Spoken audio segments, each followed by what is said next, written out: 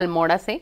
यहां जंगल की आग में एक शख्स की जिंदा जलकर मौत हो गई। मामला सोमेश्वर का है। यहां 4 लोग आग बुझा रहे थे और आग बुझाने के दौरान ये लोग आग की चपेट में आ गए।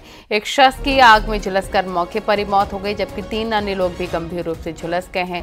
90% झुलसी हालत में घायलों को अल्मोड़ा के बेस हॉस्पिटल लाया गया और बाद में हालात ज्यादा खराब होने पर हायर सेंटर रेफर कर दिया गया। चारों शख्स नेपाल के रहने वाले हैं। अल्मोड़ा के जंगलों में आग की घटनाएं बढ़ रही हैं और सोमेश्वर के साथ जागेश्वर में आग की घटनाएं ज्यादा हो रही हैं।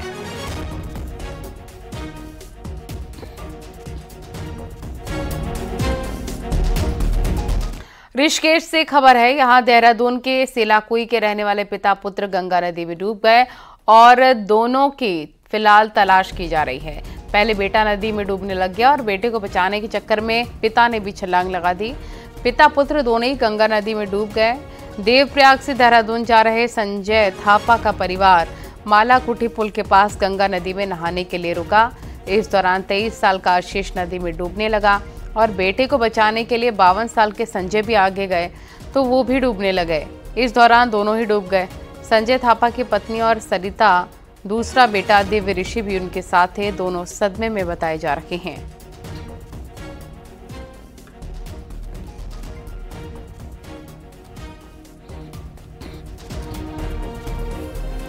और हल्द्वानी के बनभूलपुरा कांड का मामला भले ही शांत हो गया हो, लेकिन भीतर खाने कानूनी कार्रवाई चरम पर है।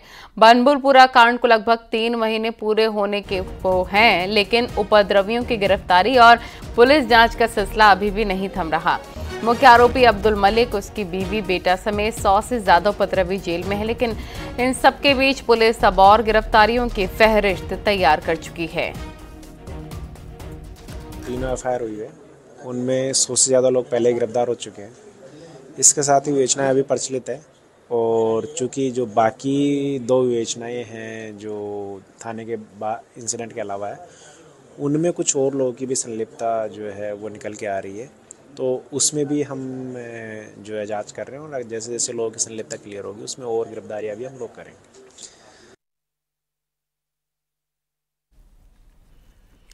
मुख्यमंत्री पुष्कर सिंह धामी का दूसरे राज्यों में तूफानी चुनाव प्रचार जारी है। वहीं झारखंड के रांची में सीएम धामी ने चुनाव प्रचार किया। यहां पर बीजेपी उम्मीदवार संजय सेठ के समर्थन में मुख्यमंत्री ने जनता से बीजेपी के लिए वोट करने की अपील की। उत्तराखंड में चुनाव खत्म होने के बाद सीएम धामी अलग अलग राज्यों में जा रहे हैं और बीजेपी प्रत्याशियों के लिए प्रचार कर रहे हैं।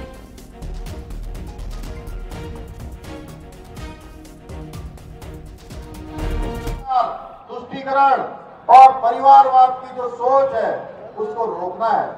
झारखंड को विकास की ओर आगे ले जाना है।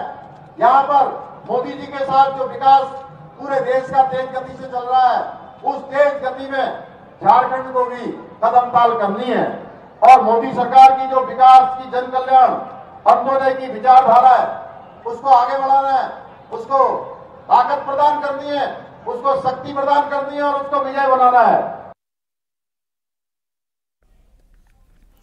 पौड़ी गढ़वाल सीट से कांग्रेस प्रत्याशी गणेश गोदियाल ने स्ट्रांग रूम में रखी ईवीएम में गड़बड़ी किए जाने की आशंका जताई है और स्ट्रांग रूम बिल्डिंग के अंदर केंद्रीय सुरक्षा बलों की तैनाती पर सवाल उठाए हैं। यही नहीं, गोदियाल ने कहा कि उन्हें भरोसा नहीं है, लिहाजा केंद्रीय सुरक्षा बलों की तैनाती बिल्डिंग के बाहर होनी चाहिए। अब इस पर बीजेपी ने कड़ा हमला किया है। बीजेपी का कहना है कि कांग्रेस को अब देश की सुरक्षा करने वाले देश के रक्षकों पर भी भरोसा नहीं है। बीजेपी ने गोदियाल पर करारा वार करते हुए कहा कि कांग्रेस देश की सुरक्षा बलों का अपमान कर रही है। बीजेपी ने कहा कांग्रेस 5 सीटों पर हार रही है और हार के बहाने पहले से ही तलाश रही है और ये बयान भी उसका ही नतीजा है। मेरा ये मानना है कि जिस बिल्डिंग में वो मशीनें रखी हैं उस बिल्डिंग को पूरी तरह से सील किया जाना चाहिए और सुरक्षा बलों को बाहर से निगरानी करनी चाहिए। और अगर उन सुरक्षा बलों का उन कमरों के बाहर लॉबी में सुरक्षा करना अनिवार्य है तो हमारे एक एक एजेंट को भी वहाँ पर उपस्थिति का अधिकार मिलना चाहिए ताकि हम ये देख सकें कि कोई कमरों को खोल नहीं रहा। जो सुरक्षा एजेंसी प्रश्न खड़ा करें, पुलिस वालों प्रश्न खड़ा करें, तो ये अभी से हार की, मैं कह रहा हूँ ना, हार अब सुप्रीम कोर्ट ने भी बोल दिया है कि आप ईवीएम को कब तक दोषी ठहराएंगे। और आज भी उनको सुरक्षा दिक्कत है तो भैया हमारा कार्यकर्ता जब अपोजिशन में होते तो हम बहुत जगह हमने अपने कार्यकर्ताओं को बकायदा ईवीएम मशीनों की देखरेख के लिए कार्यकर्ता भी तैनात किया। आप करिए ना, कौन मना कर रहा है। अगर आपको पुलिस पे विश्वास नहीं है, आपको सेंटर की जो एजेंसियां सुरक्षा की एजेंसियों पर विश्वास नहीं है, तो कांग्रेस कार्यकर्ताओं की टीमें रहे। कांग्रेस पार्टी उत्तराखंड की 5 लोकसभा सीटें हार रही है, इसलिए वो हार के कारणों पे बहाने ढूंढ रही है, क्योंकि उनको पता है कि भाई जनता का समर्थन हमें नहीं मिला है। कभी ईवीएम की वो लोग बात करते हैं, कभी वीवीपैट की बात करते हैं, जिस विषय को देश का उच्चतम न्यायालय भी खारिज कर चुका है। अब उन्होंने नया राग अलापना शुरू किया कि सुरक्षाकर्मी जो भारत सरकार के या उत्तराखंड सरकार के सुरक्षा बल हैं, अब उन पे अंगुली उठा रहे हैं। चुनाव नतीजा आने में अभी 1 महीना बाकी है। ऐसे में एक दिन गिनकर उम्मीदवार को इंतजार करना पड़ रहा है। अब प्रत्याशी कैसे अपना समय निकाल रहे हैं, इस रिपोर्ट में देखिए।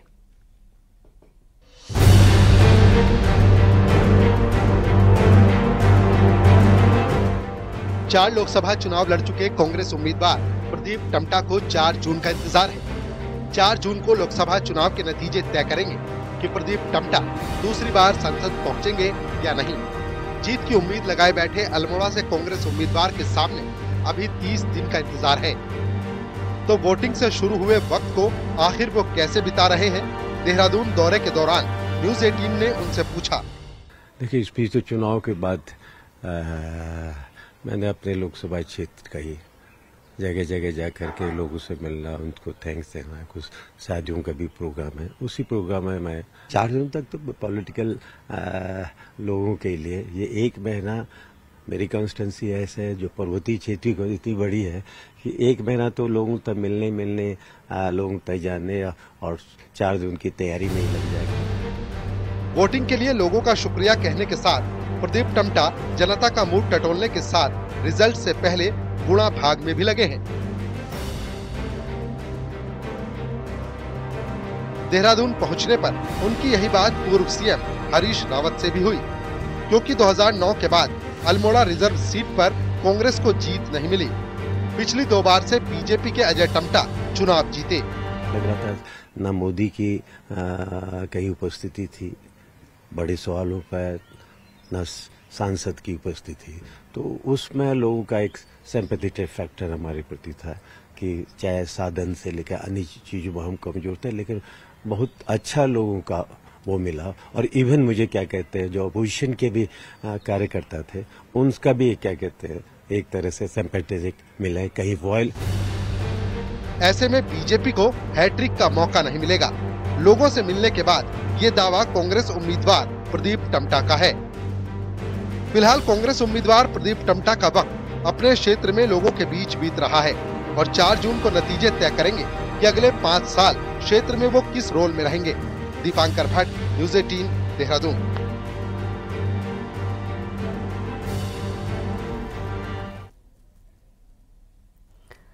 उत्तराखंड में निकाय चुनाव के जून में होने की संभावना जताई जा रही है। इस बीच कांग्रेस अपनी तैयारी में जुट गई है। बीजेपी के ज्यादातर नेता जहां दूसरे राज्य में प्रवासी कार्यकर्ता बनकर पार्टी प्रत्याशियों को चुनाव लड़ा रहे हैं, वहीं कांग्रेस अभी से उत्तराखंड में ऐसे संभावित चेहरों की तलाश में जुट गई है जो पार्टी की तरह से नगर निगम पालिका और नगर पंचायतों में पार्टी कैंडिडेट बन सकें। सीटों का, उम्मीदवारों का चयन का आधार क्या है, इसको भी मुख्य रूप से हमने फोकस किया है। और अभी स्पष्ट नहीं है कि कौन सीट रिजर्व होगी, कौन सीट ओबीसी होगी, कौन सीट जनरल सामान्य होगी, अभी स्पष्ट नहीं है। लेकिन हम हर बिंदु पर बातचीत कर रहे हैं।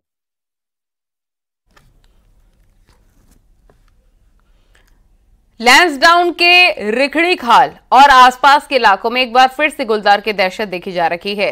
कुछ दिन पहले गुलदार ने एक 50 साल के शख्स पर हमला करके घायल कर दिया था, तो अब एक 26 साल के युवक को घायल कर दिया है। इलाके में गुलदार के हमले को लेकर ग्रामीणों में आक्रोश है।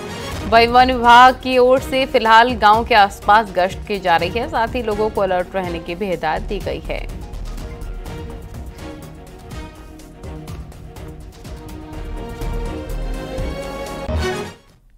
यह प्रयास ज़्यादा अधिक सुगम है कि हम लेपर्ड के साथ जीने के लिए अपने आप को कैसे सुरक्षित रख सकें, इसके संबंध में हम जागरूक कर रहे हैं और जहाँ पर इस तरह की घटनाएं घटित हो रही हैं, ऐसे स्थलों पर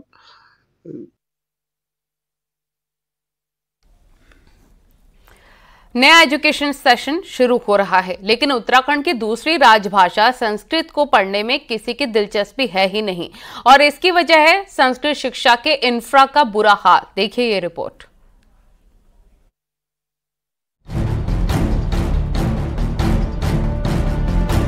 दो साल पहले देहरादून के सूरज पंत ने प्राइवेट स्कूल छोड़ संस्कृत महाविद्यालय में ये सोचकर एडमिशन लिया था कि वो संस्कृत शिक्षा लेकर सेना में लाइन पंडित या फिर टीचिंग लाइन में जा सकेगा। मगर आज सूरज को लगता है कि संस्कृत शिक्षा में सरकार की तरफ से ही कोई दिलचस्पी नहीं है। सूरज जैसे न जाने कितने ही छात्र इसी उम्मीद से संस्कृत शिक्षा ले रहे हैं, मगर प्रदेश के 90 से ज्यादा संस्कृत कॉलेज में संस्कृत शिक्षा अपने सबसे बुरे दौर में है। टीचर्स तक कहने लगे हैं कि कॉलेज को चलाना मुश्किल हो गया है, सिर्फ कागजों में कॉलेज चल रहे हैं, देखने सुनने वाला कोई नहीं। यहाँ ये है कि संस्कृत में ज़्यादा ध्यान नहीं दिया जा रहा ना हमारे इस विद्यालय में। जब से मैं आया, जब से मैं ऐसे देख रहा हूँ, ये तो 1-2 साल में ही हुआ ज़्यादा, वरना पहले आप आते तो देखते कि कुछ भी नहीं था यहाँ, मतलब पेड़ पौधे भी, मतलब पूरा जंगल था ये तो हमारे गुर्जर लोगों ने कराए ठीक, मतलब विधायकों को बोल के, वरना तो सरकार की तरफ से कुछ है ही नहीं यहाँ। अधिकारी भी मानते हैं कि संस्कृत शिक्षा को बेसिक स्तर पर सुधारना जरूरी है और इसके लिए कैलेंडर जारी किया जाएगा। हालांकि हकीकत ये है कि टीचर से सिलेबस तक नहीं पूछा जाता। भाषा घोषित करने मात्र से नहीं होगा, उस भाषा पर, उस विषय पर, उस विजन पर विशेष रूप से कार्य करके ही आगे बढ़ा जा सकता है। संस्कृत विद्यालय महाविद्यालयों की आज वह दशा दुर्दशा है कि मैं समझता हूं कि आज सबसे बुरे दौर से अगर कोई भाषा गुजर रही है तो संस्कृत भाषा की स्थिति है। सबसे पहले तो संस्कृत स्कूलों में जो है अध्यापकों की कमी है। अगर अध्यापक ही नहीं होंगे तो संस्कृत शिक्षा कैसे आगे बढ़ सकती है।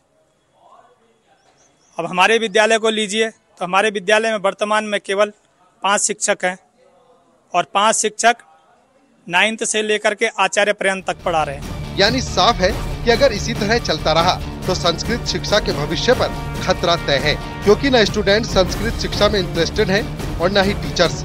वजह सिर्फ एक है, इंफ्रास्ट्रक्चर पूरी तरह खत्म होना। न्यूज़ 18 के लिए देहरादून से भारती सकलानी की रिपोर्ट।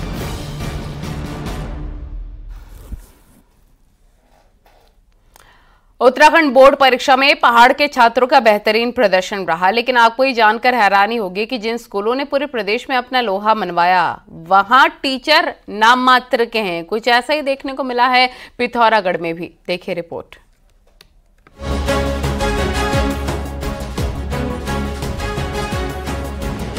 पिथौरागढ़ में ज्यादातर सरकारी स्कूल राम भरोसे चल रहे हैं।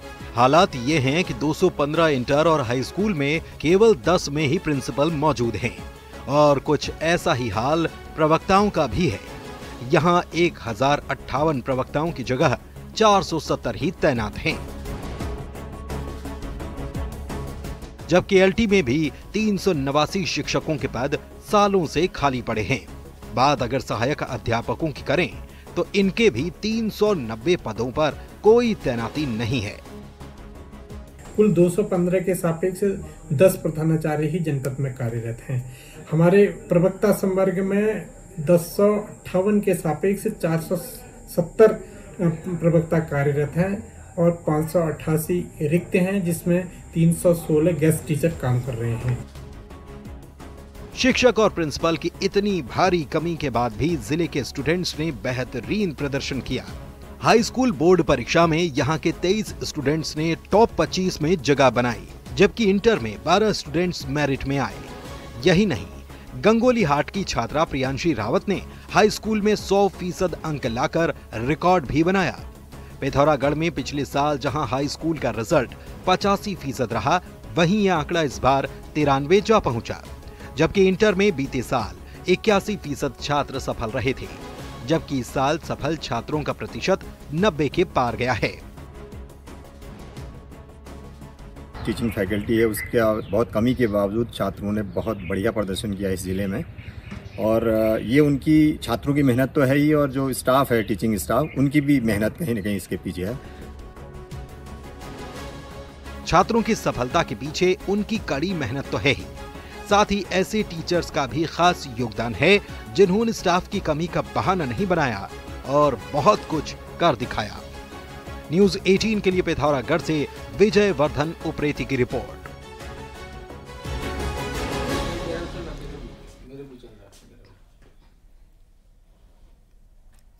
और यहाँ रुकेंगे छोटे से ब्रेक के लिए।